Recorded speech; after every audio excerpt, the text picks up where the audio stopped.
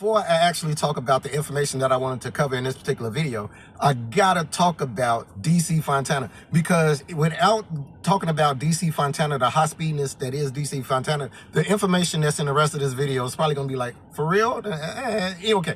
A lot of people think that DC Fontana was just some producer or maybe a writer who wrote a few episodes of Star Trek in the original series, but nothing can be further from the truth when talking about the exceptionalism of this person in Star Trek mythos. If it was 4 people, right, that would be the legs to Star Trek table, it's going to be Gene Roddenberry, it's going to be DC Fontana, it's going to be Major Roddenberry, right, and it's going to be Gene L. Coon. Those people are the 4 pillars of everything we know about Star Trek. Look, DC Fontana, man, she wrote for Gene Roddenberry when he was on the Lieutenant, long before he even started writing for Star Trek. He brought her over from there. DC Fontana wrote for Deep Space Nine. DC Fontana wrote for the animated series. DC Fontana wrote for fans, man. DC Fontana did, like, she is the Star Trek person. Like, she is one of those pillars. Now, let's get into the information of what we actually doing in this video. See, because you see what this is right here? You see that weird right?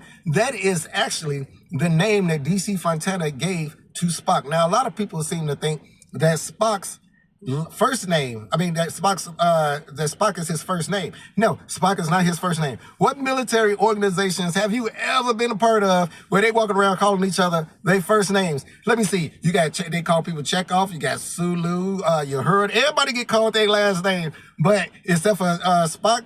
Spock get called his first name. Spock ain't Bajoran. He don't go by that. Look, let me tell you something. The thing is this. Spock is his last name.